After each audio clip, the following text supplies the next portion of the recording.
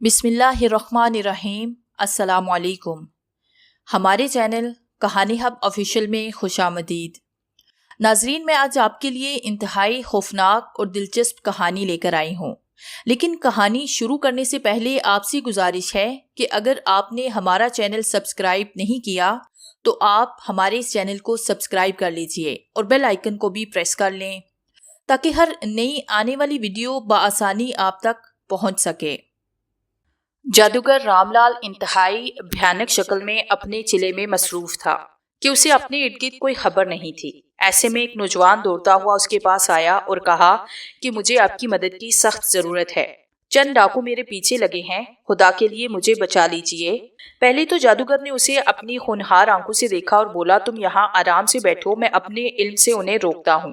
चंद लम्हों तक जादूगर मुंह में कुछ बड़बड़ाता रहा और फिर गोया हुआ, तुम्हें घबराने की जरूरत नहीं, अब वो तुम तक पहुंच नहीं पाएंगे। जब्बार का सांस फूला हुआ था मगर उसे ये सुनकर थोड़ा सुकून मिला तो जादूगर बोला, अब तुम आराम से जा सकते हो, चाहे तो रात यहाँ बसर कर लो, मुझे इसमें कोई आपत्ति नहीं, वरना जाने की तमामतर रास्ते साफ हैं।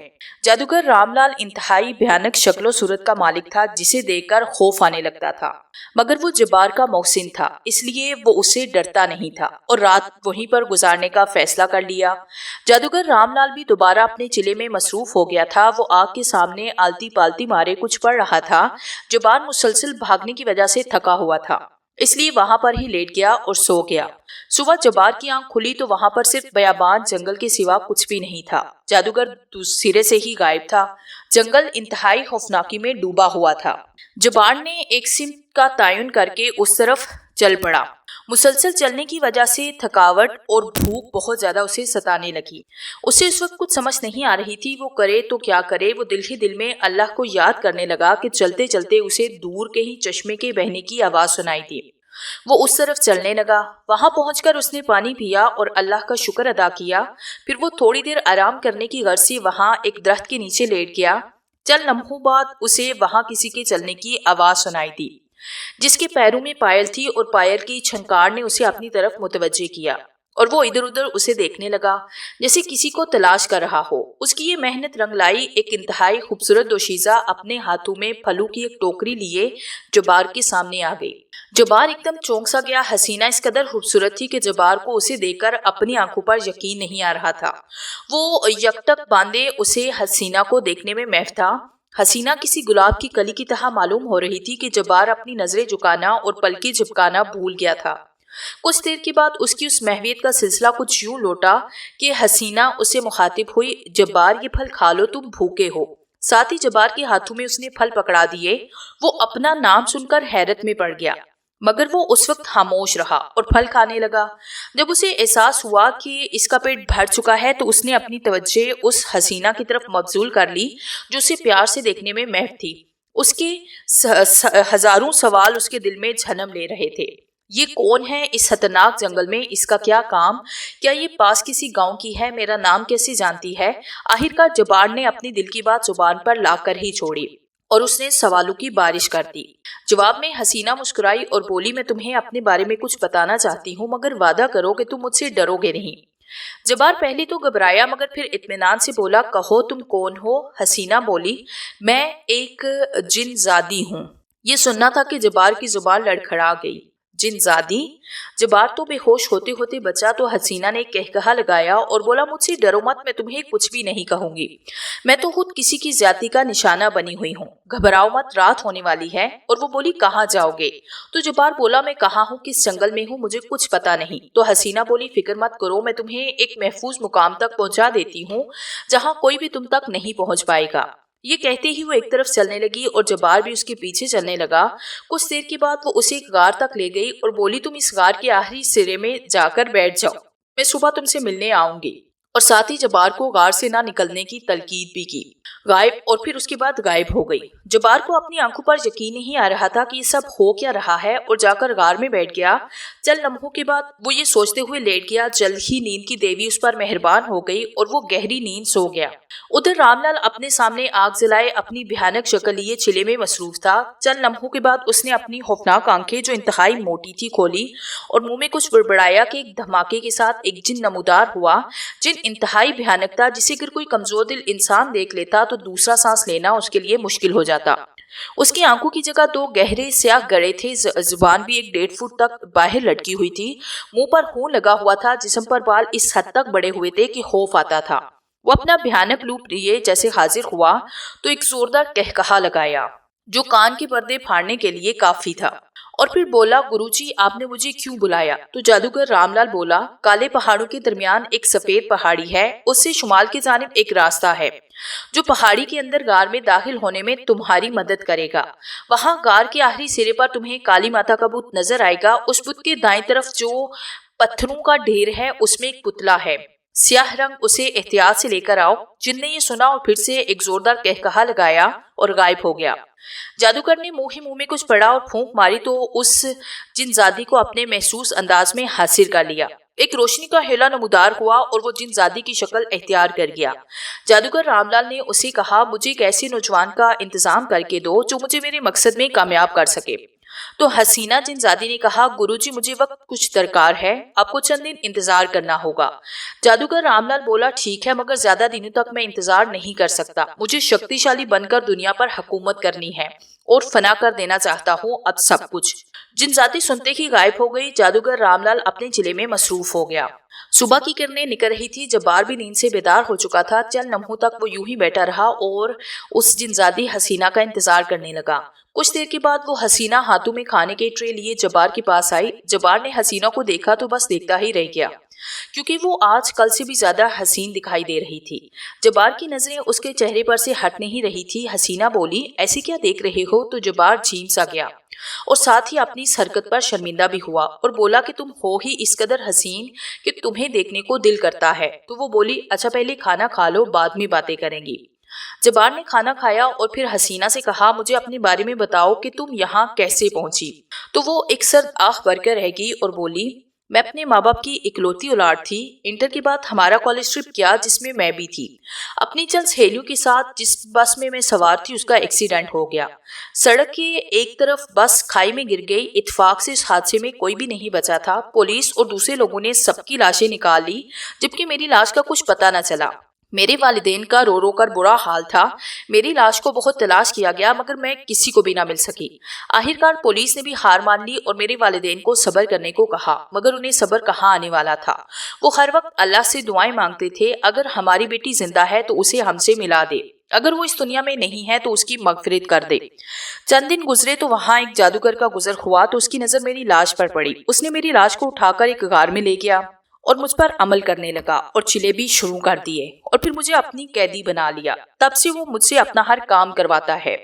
جبار نے جب جادوگر کا سنا تو اسے بے اختیار رات والا واقعہ یاد آیا، مگر وہ خاموش رہا۔ حسینہ جن زادی نے بتایا کہ دن تک میری شکتیاں انسانوں کی طرح ہوتی ہیں اور رات کو 4 گنا بڑھ جاتی ہیں، جس سے وہ اپنے مقصد میں کامیاب ہونے کے لیے ہر طرح کی کام کرواتا ہے۔ اگر میں انکار کروں تو وہ مجھے اذیت پہنچاتا ہے۔ جبار حسینہ کی کہانی سننے میں اس قدر محب تھا کہ اس کے خاموش ہونے کا بھی اسے احساس نہ ہو سکا۔ چند لمحوں کے بعد اسے حسینہ کی سستیوں کا احساس ہوا تو ایک دم وہ گھبرا گیا اور بولا، تم صبر سے کام لو، یوں مت رو، میں تمہیں اس شیطان جادوگر کی چنگل سے آزادی دلواؤں گا، یہ میرا تم سے وعدہ ہے۔ حسینہ نے یہ سنا تو اس کی آنکھیں خوشی سے چمکنے لگی اور امید کی ایک کرن اسے دکھائی دی۔ دن اسی طرح گزر گیا اور پھر شام کی سیاہی پھیلتی چلی گئی۔ رات کے سائے گہرے ہو رہے تھے۔ جادوگر رام لال نے جن کو حاضر کیا اور کہا کہ مجھے وہ پتلا دو۔ جن نے وہ پتلا جادوگر کے حوالے کر دیا۔ رام لال نے جن کو جانے کو کہا اور اپنی تمام تر خوفناکی سمیٹے غائب ہو گیا۔ جادوگر اس پتلے پر عمل کرنے لگا اور پھر اس جن زادی کو اپنے محسوس انداز میں حاضر کیا اور پوچھا تو وہ بولی، میں نوجوان تلاش کر رہی ہوں، جیسے ہی وہ مجھے ملے گا میں اسے آپ کے پاس پہنچا دوں گی۔ اتنا کہہ کر وہ وہاں سے غائب ہو گئی۔ صبح کا سورج نکل آیا مگر وہ حسینہ ابھی تک نہیں آئی تھی۔ جبار بہت پریشان تھا اور اداس بھی، کیونکہ اسے اس حسینہ سے محبت ہو گئی تھی۔ رات بھر وہ سو نہیں سکا تھا، اسے اس حسینہ کا چہرہ نظر آتا تھا۔ رات بھر وہ کروٹیں بدلتا رہا، صبح کا انتظار کرتا رہا۔ دن اپنی محسوس رفتار سے ڈھلتا جا رہا تھا مگر وہ ابھی تک نہیں آئی تھی۔ وہ غار سے باہر نکل کر ٹہلنے لگا۔ اسے دور سے وہ آتی ہوئی دکھائی دی۔ وہ دوڑ کر اس کے پاس گیا اور بے اختیار اس کا ہاتھ تھام لیا اور انتہائی پریشانی کے عالم میں اس سے پوچھا کہ آج اتنی دیر کہاں لگا دی؟ تو حسینہ نے جادوگر سے متعلق کام کا اس کو بتایا، جسے سن کر جبار پریشان ہو گیا اور کہا، جادوگر کون ہے؟ تو حسینہ بولی، تم دیکھنا چاہتے ہو اسے؟ جبار نے کہا ہاں۔ تو وہ بولی ٹھیک ہے، آج رات تم وہاں آ جانا جہاں جادوگر چلا کرتا ہے۔ شام کے سائے گہرے ہونے لگے تو وہ چلی گئی۔ جبار بھی اداس ہو گیا، مگر دل میں اس نے ارادہ کیا کہ وہ حسینہ کی مدد ضرور کرے گا۔ آدھی رات کا وقت تھا، چاند اپنی پوری آب و تاب سے چمک رہا تھا، ٹھنڈی ٹھنڈی ہوا ماحول کو مزید پرلطف بنا رہی تھی۔ جادوگر نے جن کو حاضر کیا اور پوچھا کہ جن زادی مجھے ابھی تک ایک نوجوان کو کیوں نہیں لے لا سکی جو میری مدد کرے، مجھے میرے مقصد میں کامیابی دلوا سکے۔ وہ ابھی تک ٹال مٹول سے کام لے رہی ہے، مجھے اس پر شک سا ہونے لگا ہے، تو مجھے اس کے بارے میں پتہ کر کے بتاؤ کہ آخر کیا چکر ہے۔ جن نے اپنے انداز میں سب پتہ کیا اور بولا گروجی آپ کا شک درست ہے، ایک لڑکا ہے جو آپ کی مدد کر سکتا ہے اور وہ اس حسینہ جن زادی کے پاس محفوظ ہے، اسے اس نے غار میں چھپا رکھا ہے۔ جادوگر نے یہ سنا تو آگ بگولا ہوا اور بولا اس نے میری قیدی ہو کر مجھے دھوکہ کیوں دیا؟ تو جن بولا گروجی سے وہ پسند آ گیا ہے، اس لیے وہ اسے بچانا چاہتی ہے۔ جادوگر نے اپنی گرجدار آواز میں اس جنزادی کو بلایا تو وہ فوراً حاضر ہو گئی۔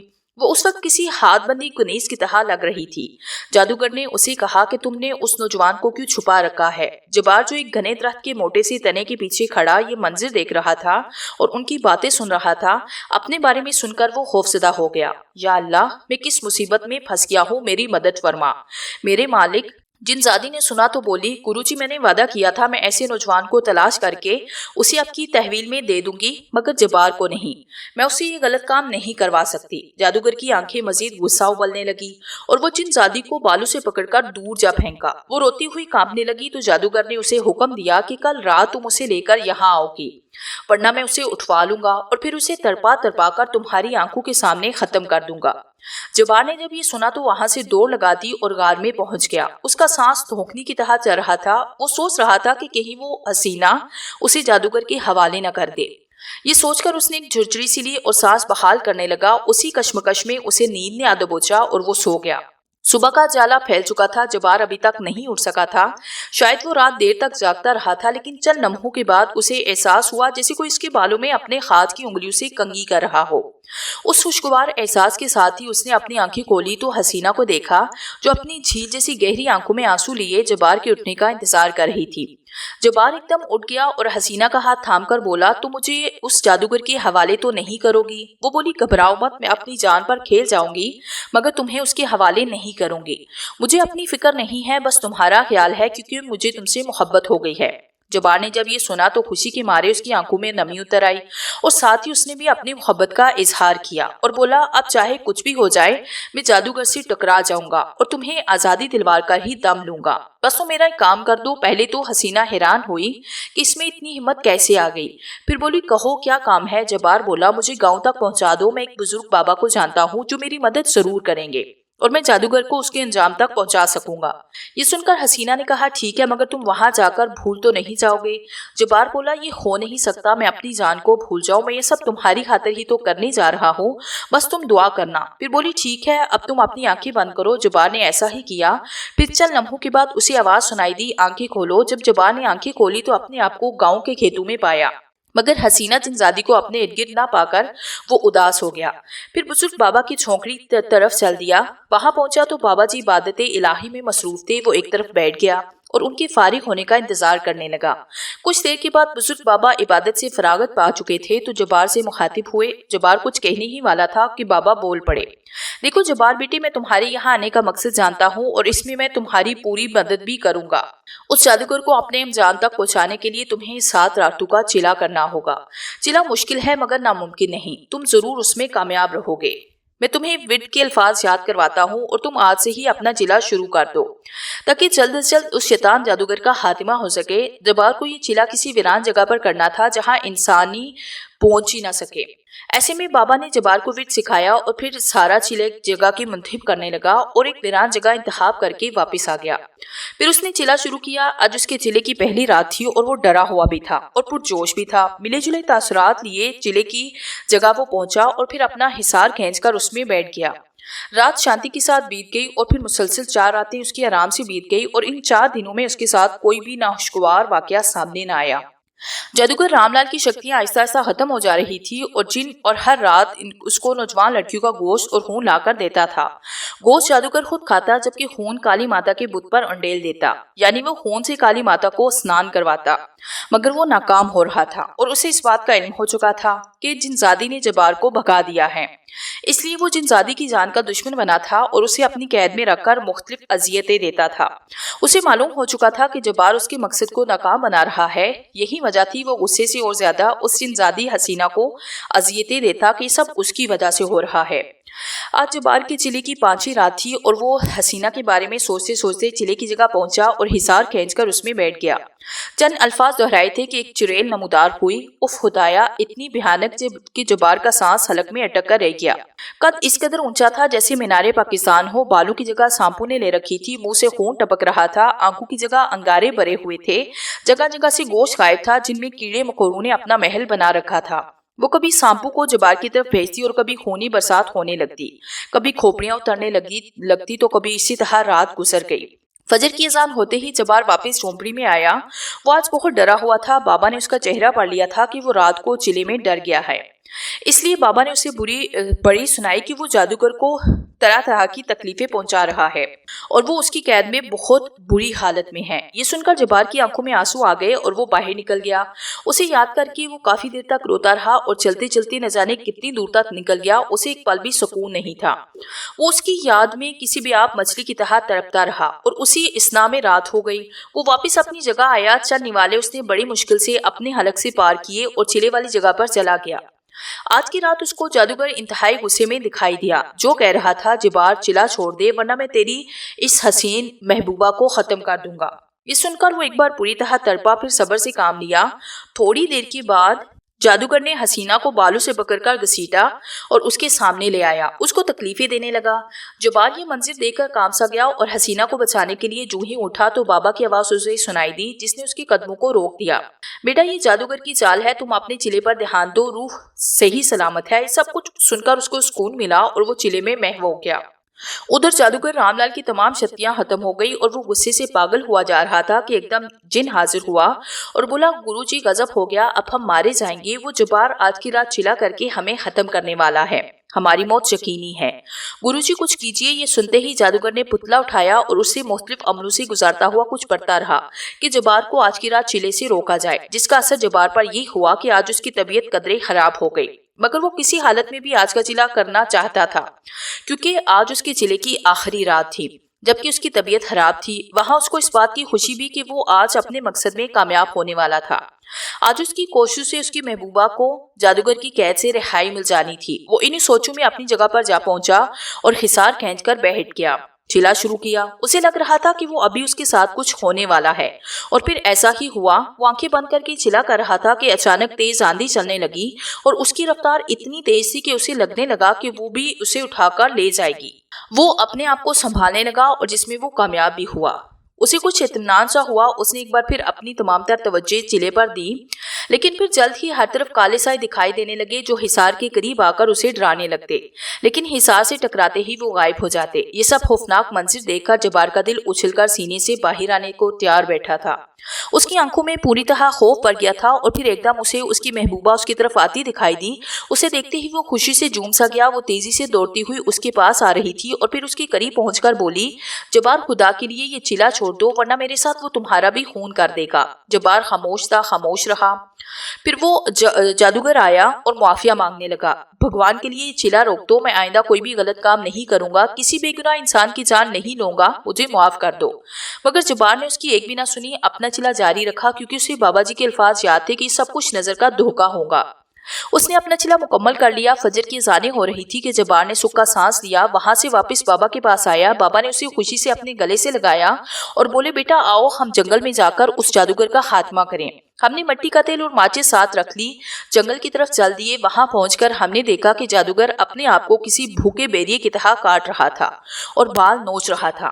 اس کی تمام شکتیاں اس کا ساتھ چھوڑ گئی تھی، وہ پاگل ہو گیا تھا اور حسینہ ایک درد کے ساتھ بندی بے ہوش پڑی تھی۔ جبار اسے دیکھتے ہی اس کی طرف دوڑا، لیکن بابا نے اسے روکا اور کہا، بیٹا اس کی فکر نہ کرو، وہ جادوگر کے ختم ہوتے ہی خود بخود آزاد ہو جائے گی۔ جادوگر یہ سب دیکھ کر ادھر ادھر بھاگنے لگا، لیکن جبار نے ماچس کی تیل جلا کر اس پر پھینکی۔ جلتی تیر نے یکدم جادوگر کو اپنی لپیٹ میں لیا، اسے آگ لگ گئی جو منٹوں میں اس کے جسم کو جلاتی چلی گئی، اور پھر ساتھ ہی ہر طرف آگ دکھائی دینے لگی، اور کچھ دیر کے بعد ایک طوفان اٹھا اور اس کے ساتھ ہی جیسے زمین کانپنے لگی، جیسے زور کا زلزلہ آیا ہو، جو کچھ ہی دیر کے بعد تھم سا گیا، اور اس کے ساتھ ہی جادوگر کا جلا ہوا جسم وہاں موجود تھا جو ہڈیوں کا ڈھانچہ بن چکا تھا۔ جبار فوراً اپنی محبوبہ کی طرف بھاگا جو اب رسیوں اور زنجیروں کی قید سے آزاد ہو چکی تھی اور ہوش میں آ چکی تھی۔ جبار کو اپنے سامنے دیکھ کر وہ اس کی طرف لپکی، اس کے گلے جا لگی، زور زور سے رونے لگی، لیکن جبکہ جبار بھی رو دیا اور کافی دیر تک یہ رونے کا سلسلہ چلتا رہا۔ تب جبار بولا، اب بس کر دو، دیکھو تم آزاد ہو چکی ہو۔ ہاں جبار، میں آزاد ہو چکی ہوں اور میں بہت خوش ہوں۔ جبار بولا، کیا میں تمہیں اپنا سکتا ہوں؟ تو وہ بولی کہ جبار، تم اتنے اچھے ہو کہ دنیا کی کوئی بھی لڑکی تمہیں اپنانے میں فخر کرے گی، لیکن میرا اور تمہارا ساتھ ممکن نہیں، کیونکہ میں اب سکون کی نیند سونا چاہتی ہوں۔ مجھے جنگل میں بھٹکتے ہوئے 1 سال سے اوپر ہو چکا ہے، اس لیے میرا ایک کام کرو، میری لاش کالے پہاڑوں کے درمیان سفید پہاڑی کے اندر غار میں ہے، اس غار کے آخری سرے میں کالی ماتا کے بت کے چرنوں میں پڑی ہے، تم اسے وہاں سے نکال کر اسلامی طریقے سے دفن کر دو تاکہ میری بھٹکتی ہوئی آتما کو سکون مل جائے۔ جبار یہ سن کر بہت رویا۔ بابا جی جو کہ جادوگر کی ہڈیاں چن چکے تھے بولے، بیٹا یہ ٹھیک کہتی ہے، ہمیں اس کی مدد کرنی چاہیے، جو یہ کہتی ہے ہمیں ایسا کرنا چاہیے، تم چلو اس جگہ جہاں میرا مردہ جسم ہے، میں تمہیں وہاں پہنچا دیتی ہوں۔